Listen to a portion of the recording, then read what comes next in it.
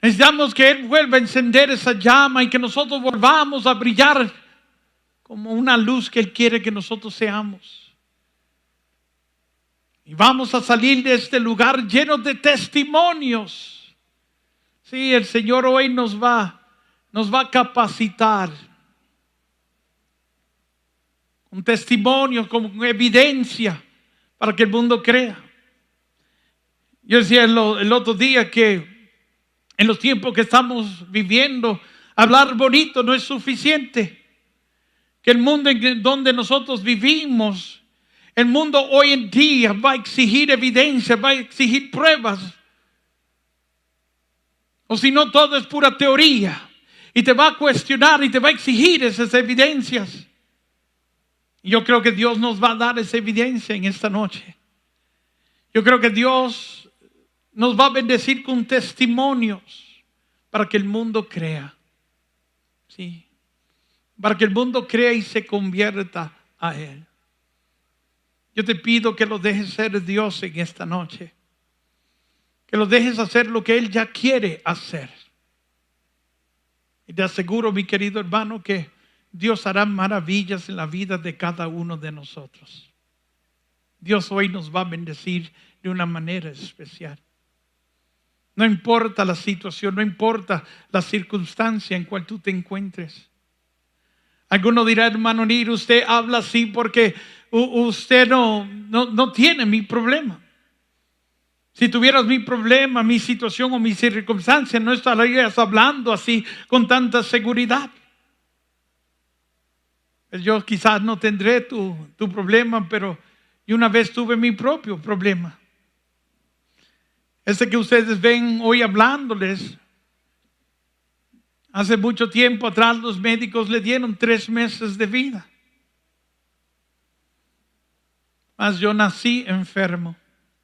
A mi madre se le dijo que yo iba a nacer enfermo y le aconsejaron los médicos que era mejor que ella me abortara porque ella corría peligro, su vida corría peligro si intentaba traerme a este mundo.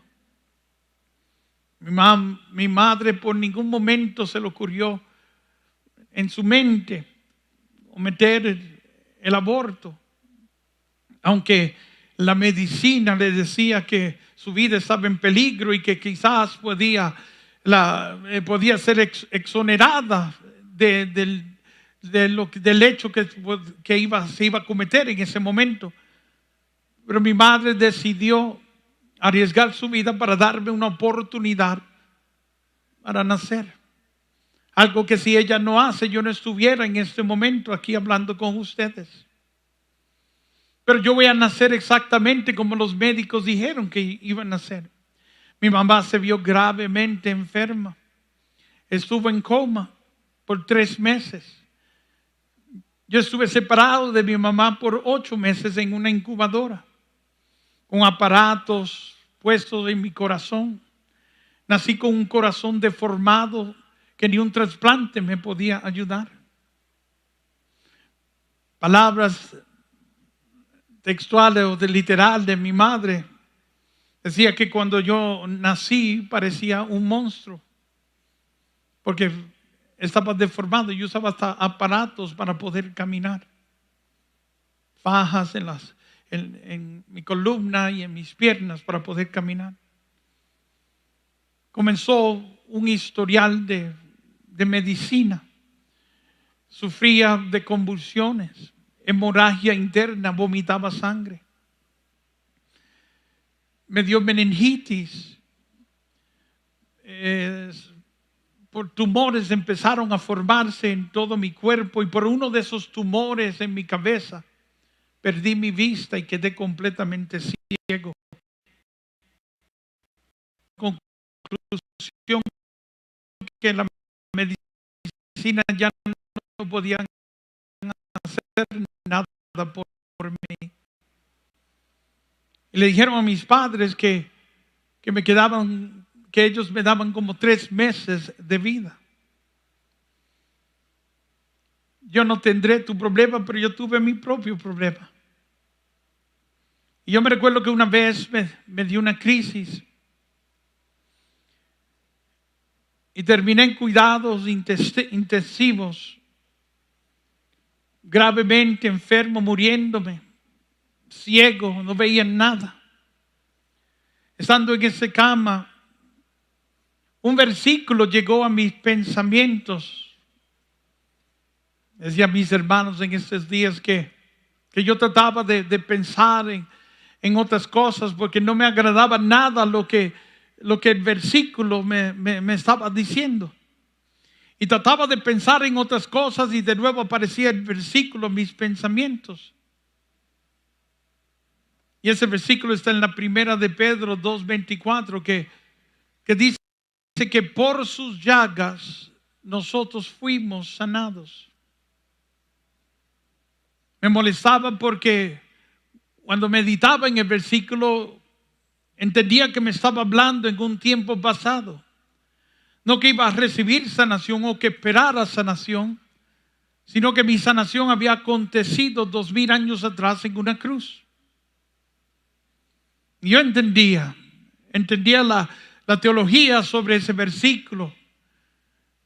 Entendía el propósito de Jesucristo, la misión de Jesucristo. ¿Para qué llegó Jesucristo?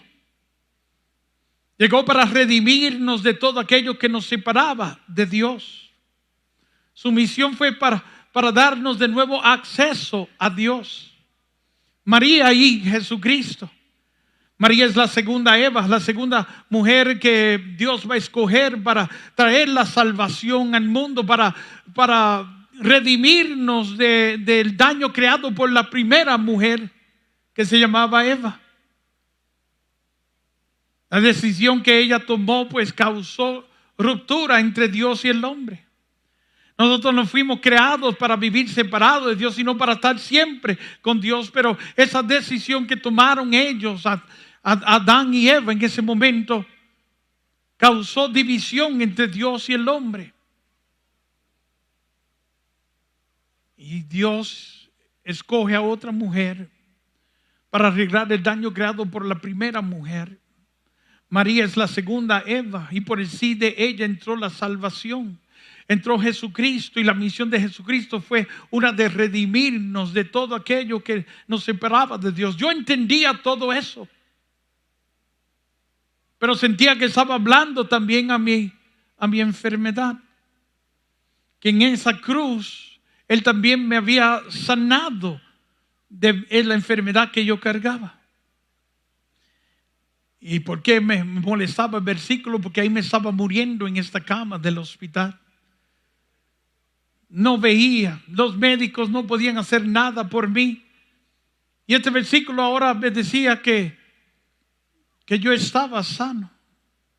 Y yo me recuerdo que al no poder borrar ese versículo de mis pensamientos, pues empecé a hablar, a discutir con Dios y me recuerdo que en aquel momento grité diciendo que todo esto era mentira, refiriéndome a la palabra de Dios, o que yo verdaderamente no lo había conocido. Y en ese momento yo escuché una voz que resonó en todo mi interior, que no te puedo explicar cómo era esa voz, pero resonó en todo mi interior, que me dijo: hijo mío, tú no me conoces. Si estaba molesto, ahora me voy a poner furioso. Porque yo soy segunda generación de un ministerio. Mi madre, mi padre, mis tíos, todos servían al Señor. Y a nosotros, los hijos de ellos, nos llevaban con ellos mientras ellos cantaban en las Eucaristías, e iban a retiros, misiones y nos llevaban con ellos, y donde nos daba sueño, ahí ponían un abrigo en el suelo y ahí nos acostaban a dormir. Si te digo que fui rescatado de las drogas, de las malas, de las pandillas, de los vicios, de las fiestas del mundo, esa nunca fue mi vida. Mi vida fue siempre una protegida dentro de la iglesia. Me formé adentro de la iglesia. A la edad de 12 años, a pesar de todas mis complicaciones, yo servía ya con mis padres. Cantaba con ellos en su ministerio. Y ahora esa voz me decía que yo no le conocía. Yo le respondí que no te conozco, ni juventud he podido tener por estar en estas cosas. Y volvió la voz y me dijo que no le conocía. Es como dice la Biblia, mi querido hermano, que a veces hablamos de cosas que ni entendemos ni conocemos. A veces solo repetimos lo que hemos aprendido, lo que hemos escuchado. Como decía a los hermanos en estos días, que a veces somos como las cotorras que solo repiten lo que han escuchado. Pero de que hayas tenido un encuentro personal con Él, con esas palabras, pues eso es otra cosa. Y en ese momento yo entendí lo que esa voz me estaba tratando de decir. Y yo me recuerdo que como pude me bajé de aquella cama, caí de rodillas y empecé a llorar. Y lloré como un niño, lloré bien fuerte. Tanto lloré que aquellos médicos cuando le dije en mi llanto al Señor, le dije: Señor, es verdad, yo no te conozco, pero hoy quiero conocerte. En ese momento que digo esas palabras, sentí un dolor que llegó a mi cabeza, que parecía que mi cabeza iba a estallar. Era un dolor que yo no resistía y empecé a gritar en ese momento. Y tanto grité que los médicos, escuchar mis gritos, entraron a la habitación para ver qué era lo que estaba pasando conmigo. Y ahí me encontraron en el suelo gritando. Me levantaron, me pusieron en la cama y yo gritando, llorando. Y todo esto acontece desde el momento que yo le dije esas palabras al Señor: es verdad, yo no te conozco. En ese momento yo morí a todo lo que yo me creía. Le decía a los hermanos en estos días también que a veces estamos tan llenos de nosotros mismos que a veces no hay espacio para que Dios pueda habitar en nuestras vidas. Y tenemos que morir. Y en ese momento empecé a sentir eso que me llevó a los gritos. Quizás el Señor dejándome experimentar en ese momento un poco de lo que Él experimentó. Porque eso es lo que nos identifica con Jesucristo. El dolor, el sufrimiento. Y quizás tenía que experimentarlo para que pudiera entender todo lo que Jesucristo hizo por nosotros. Los médicos me trataban de sostener y yo gritando y llorando. Pero cuando aquello que estaba sintiendo se fue aliviando, que dejo de llorar, cuando abro mis ojos, mi vista había regresado. Y yo le decía en inglés a los médicos: I can see. Yo puedo ver. Ellos inmediatamente empezaron a hacerme exámenes porque no entendían lo que había ocurrido, lo que estaba pasando en ese momento. Al rato llegan ellos para decirme que no entendían lo que había pasado conmigo, pero que la razón por la cual yo estaba viendo era porque el tumor que tenía, que impedía que yo viera, había desaparecido. Y que por esa razón ahora estaba viendo. Me recuerdo que ellos me dijeron: pero no queremos que te hagas de ninguna ilusión. Tú todavía estás gravemente enfermo. Tú todavía te estás muriendo. Era mi corazón que me estaba llevando a la muerte, que ni un trasplante me podía ayudar. Pero yo me recuerdo que en esa noche cuando aquella voz me habló, había nacido otro niño. Que no solo estaba viendo ahora físicamente, sino que estaba viendo espiritualmente. Y me recuerdo que en ese momento, cuando los médicos me hablan de esa forma, lo mejor de mí empieza a salir. Y yo me recuerdo que yo le decía a esos médicos: pues yo no me voy a morir. Y vinieron ellos y me dijeron, pero te estamos diciendo que no hay medicina, no hay cirugía, no podemos hacer nada por ti. Te vas a morir. Y yo le dije, yo no me voy a morir. Y me dijeron, ¿y quién te ha dicho a ti que no te vas a morir? Yo le dije, Dios. Le dije, por sus llagas yo he sido sanado. Claro, ellos no entendían nada de lo que yo les estaba hablando. Pero lo mejor de mí empezó a surgir en ese momento. En ese momento oscuro, en esa noche oscura. Lo mejor de mí empezó a salir. Cristo que había llegado, había nacido en mi corazón, que ya no solo lo conocía de oídos, sino que había tenido un encuentro con Él. Esa luz que había llegado a mí, pues ahora me empezó a alumbrar en mi oscuridad, empezó a alumbrar en mis tinieblas. Mi fe empezó a resaltar en ese momento. Y yo me recuerdo que yo empecé a decirle a los médicos que yo me quería ir de ese lugar. Ellos no querían dejarme salir del hospital porque pues estaba mal, estaba grave. Pero tanto insistí. Y mis padres firmando documentos exonerando el hospital de toda culpa de lo que pudiera pasar conmigo, a darme libertad de ese lugar. Me dejaron ir. Me recuerdo que iba saliendo del hospital y uno de los médicos que me atendía se me acercó y me dijo, yo te entiendo. Si a mí me quedara tan poco tiempo de vida, yo no quisiera pasar mis últimos días en este lugar, lo quisiera pasarlo ahí con mis seres queridos, con mi familia. Yo sabía que ellos no entendían nada. Pero nos fuimos. Cuando llego a mi casa,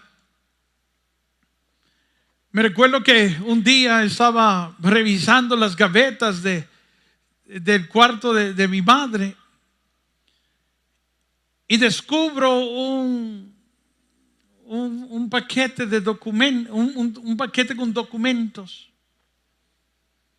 Cuando miro el paquete, tenía el nombre de una funeraria, la funeraria Williams. Y cuando miro, me estuvo curioso y abro, veo que estaba mi nombre. Mi familia, lo que pues llamaban ser responsables, ya se habían preparado para mi muerte, para eso que ellos creían que iba a acontecer. Interesante eso, como nosotros somos, cómo nos preparamos para cosas que todavía no son. Ahorramos para el día lluvioso, hacemos cosas para protegernos del mañana, de la incertidumbre del mañana, pero cuando nos toca creer y organizarnos y actuar en Dios, ¿cuánto nos cuesta? Pero mis padres también creyeron que yo me iba a morir.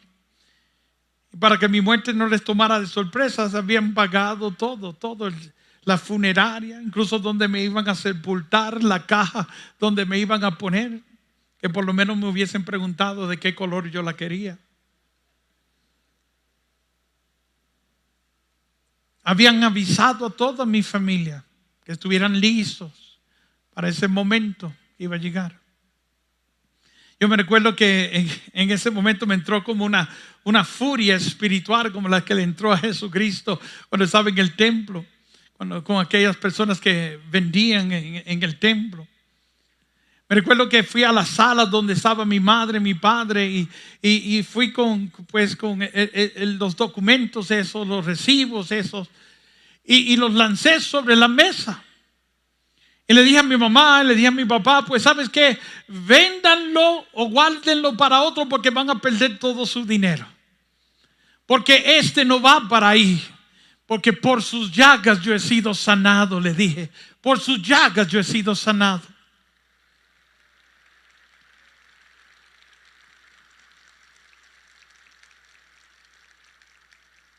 todo el mundo se dio por vencido conmigo. Amistades mías de la iglesia, sacerdotes, religiosas, obispos, predicadores, laicos comprometidos. En vez de apoyarme en lo que yo creía, en todo me entregaban a la muerte, todos. Me decían: ay, hermanito Neil, aquí sufriste, pero allá en el cielo no vas a sufrir. Y yo le decía: sí, hermano, esa es la meta, el cielo, bendito sea Dios, pero no ahora. Por sus llagas yo he sido sanado. Me prohibieron hacer actividades. Los médicos dijeron: quédate tranquilo en tu casa, no hagas ninguna actividad porque vas a acelerar tu condición y no vas a durar ni los 3 meses que me daban. Pero si la Biblia, aquel versículo me decía que por las llagas de él yo había sido curado, y eso era lo que yo estaba creyendo, yo tenía que empezar a caminar en lo que yo estaba creyendo. Mi fe tenía que entrar en acción en ese momento. Y eso es lo que fe es. Es la acción, es el compromiso nuestro en lo que nosotros decimos creer. ¿Por qué la fe es tan importante para Dios? Porque también es el discernimiento que Dios utiliza para Él saber que nosotros lo creemos de verdad. Cuando Él nos vea comprometidos en lo que estamos creyendo. Fe es lo que le da seriedad a lo que nosotros decimos creer. Nosotros hablamos mucho y decimos mucho, pero el Señor quiere vernos comprometidos en lo que nosotros decimos creer. Fue ahí cuando yo empecé a hacer actividades. Yo me recuerdo que en aquellos tiempos había muchos grupos de oraciones en Nueva York. Era el comienzo de la renovación carismática y esa corriente de gracia estaba en todo su apogeo. Y en todas las parroquias habían muchos grupos de oración con grandes números de personas. Y yo me recuerdo que yo salía a esos grupos. En aquellos tiempos de la renovación carismática, en el grupo se permitía que las personas dieran testimonio. Llegaba el líder y decía: ¿quién quiere contar? ¿Quién quiere decir su testimonio? Y las personas pasaban y contaban sus testimonios de lo que Dios había hecho con ellos en esa semana. Yo me recuerdo que yo esperaba ese momento y yo levantaba la mano y pasaba delante para contar mi testimonio. Yo empezaba a contarle a las personas que por las llagas de Cristo yo había sido sanado. Empezaba a contarle cómo el Señor me había sanado. ¿Qué sucede? Que mi familia es muy conocida en Nueva York y en la iglesia, en la renovación, y todo el mundo sabía que yo estaba mal, todo el mundo sabía que yo estaba enfermo, todo el mundo sabía que yo me estaba muriendo. Y cuando me escuchaban contar el testimonio, decían: este hermano está mintiendo, él se está muriendo y le está diciendo a todo el mundo que está sano. Pero yo no estaba mintiendo. Lo de mejor de mí estaba surgiendo en ese momento. Mi fe, lo que yo estaba creyendo y esperando en el Señor, mi seguridad en Dios. Yo no mentía. Yo solo estaba caminando en lo que yo creía, así como Abraham en la historia de Génesis. Cuando Dios le manda a sacrificar a su hijo Isaac, le dice: toma ahora a tu hijo Isaac, a quien amas, y vete a la tierra de Moriah y ofrécelo ahí en holocausto sobre uno de los lugares que yo te indicaré. Dice la lectura que Abraham tomó a sus 2 siervos, un burro y lo que se utilizaba para el sacrificio, y a su hijo, y se fueron al lugar que Dios le indicó. Cuando llegaron ahí, Abraham le dice a sus siervos: ustedes quédense aquí con el burro, con el asno, que yo y el niño iremos hasta aquel lugar y ahí vamos a adorar a Dios y luego volveremos donde ustedes. ¿Qué le está diciendo? ¿Que va a regresar solo? No, ¿que va a regresar con quién? Con Isaac, su hijo. Pero Dios le dijo que este hijo que él tanto amaba, lo tenía que ofrecer en sacrificio. Sí, el sacrificio consistía de una víctima, y la víctima en este caso era su hijo Isaac. Y parece que le está mintiendo a esos hombres cuando le está diciendo que iba a regresar con su hijo. No sabe que en aquel lugar tenía que morir. Pero él no estaba mintiendo, solo estaba creyéndole a Dios, solo estaba caminando en fe. Dios le había prometido una descendencia numerosa, tan numerosa como las estrellas o la arena del mar, que no se puede contar. Sabía muy bien que Dios no era hombre para mentir, que lo que Dios promete se tiene que cumplir, y que sin ese hijo no se podía cumplir la promesa de Dios.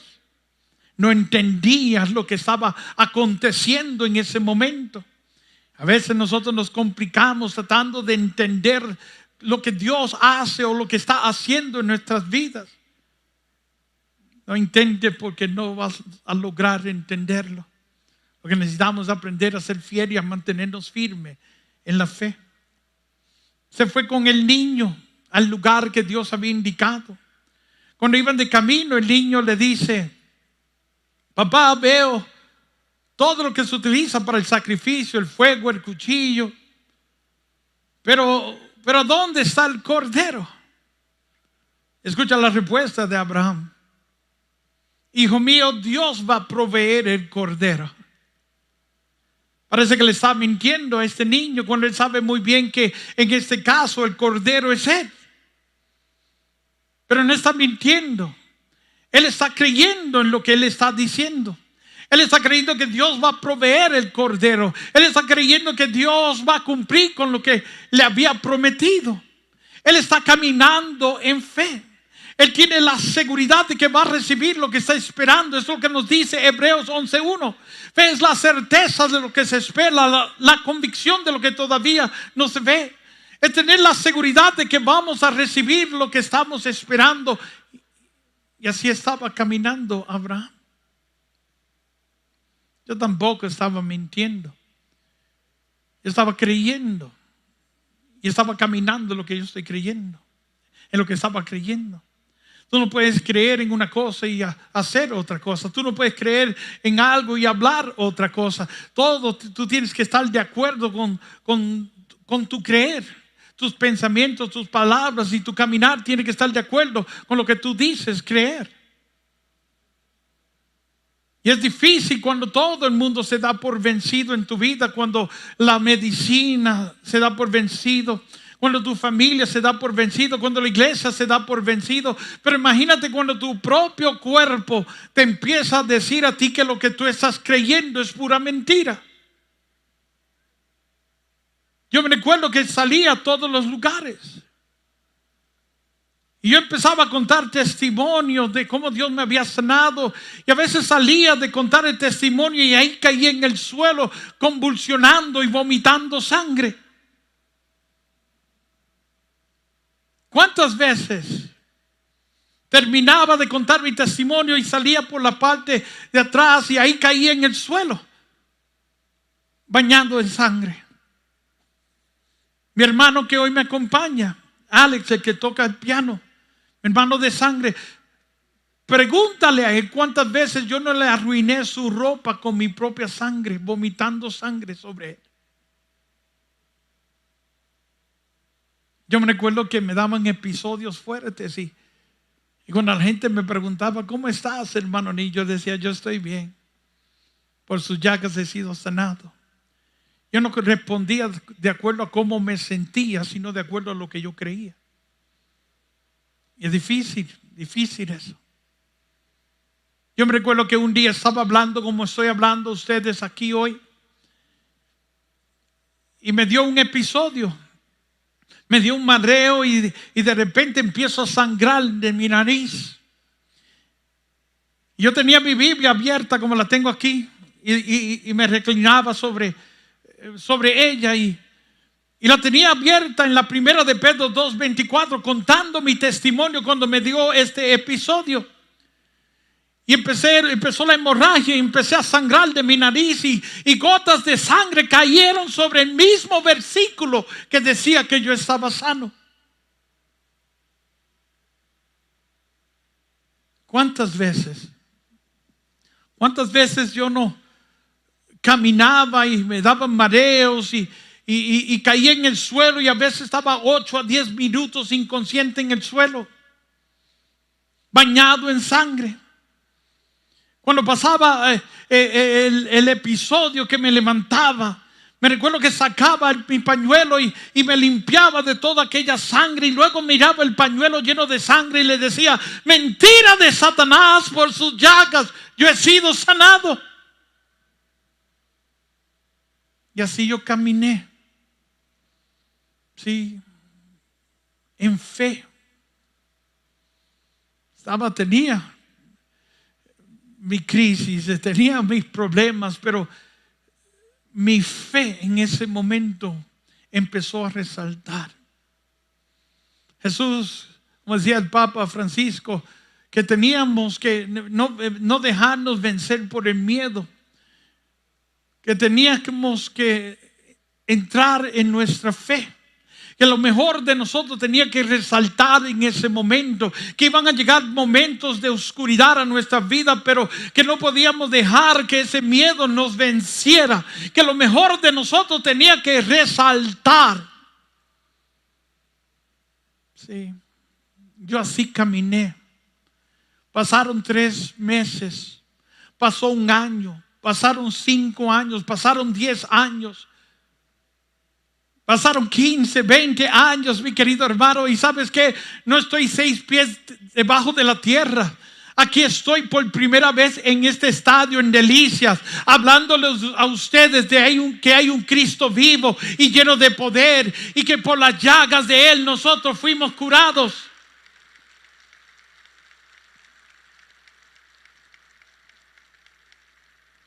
Pero hermanos, los médicos no entienden lo que ha pasado conmigo.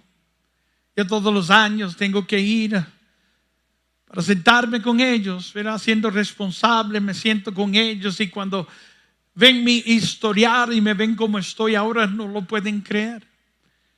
Y tengo que todas las veces que llegar ahí hablarles, aunque no crean en lo que les estoy diciendo, tengo que llegar ahí a hablarles de mi testimonio. Hermanos, que el miedo nunca tenga autoridad sobre ti. Nos tenemos que levantar. Tenemos que volver a poner nuestra mirada en Cristo Jesús. Tenemos que volver a dejar que esa luz alumbre en nuestro interior. Que esa luz, mi querido hermano, pues alumbre en las tinieblas de otros. Necesitamos empezar a sembrar esperanza en un mundo que poco a poco le está perdiendo. Necesitamos volver a ser testigos del poder de Dios. Hoy vamos a orar. Vamos a esperar en el Señor. Pero hermanos, yo llevo muchos años caminando en el Señor. Y lo que yo he visto en este caminar es que no solo Dios obró en mi vida, sino que ha obrado en la vida de otros también, que en momentos de oscuridad han creído y esperado en el Señor, y Él se ha glorificado. Yo he visto al Señor sanar de todo tipo de enfermedad. Ciegos ver, sordos oír, paralíticos caminar. He visto a Dios levantar muertos. He visto a Dios obrar en personas, mi querido hermano, que uno diría: este no tiene remedio, este nunca va a cambiar. He visto a Dios hacer criaturas nuevas, hombres y mujeres de Cristo. Yo creo que si hoy lo dejamos ser Dios, Él también va a obrar en nuestras vidas. Yo te voy a pedir que te pongas de pie en este momento y vamos a orar. Vamos a orar. Yo quiero que le digas al Señor: en tus manos está mi vida, en tus manos mi existir, en tus manos todo mi ser. Vamos hoy a clamar a Dios.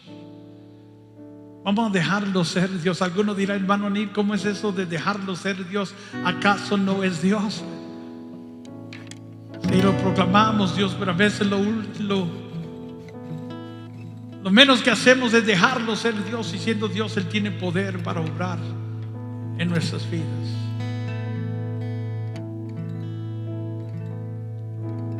Yo quiero que le digas, Señor, en tus manos está mi vida, mi existir, todo mi ser. Dice la primera de Pedro 5:7, depositemos en Él todas nuestras preocupaciones, todas nuestras ansiedades, pues Él cuida de nosotros, Él cuida de ti. Pedro nos invita a entregarle a Él todo lo que te perturba, te molesta, todo lo que se está preocupando, todo eso que te está estresando, todo eso que te deprime, a que tú se lo entregues al Señor, a que tú se lo confíes al Señor, que le digas al Señor, en tus manos está mi vida, en tus manos mi existir. Ten cuidado de mí, Señor. Ten cuidado de mí, mi Dios. Dile, Padre. Sabe, Jesús nos enseñó a llamarle Padre, aquel quien provee, aquel que siempre cuida de ti. Levanta tus manos, dile, Padre. Padre, cuánto te necesito, Padre.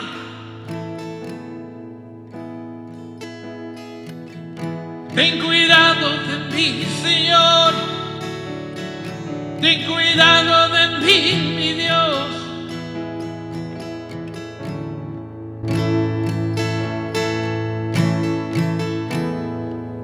Ten cuidado de mí, mi Dios.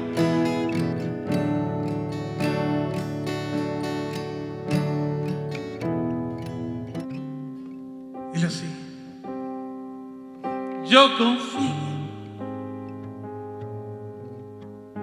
Yo confío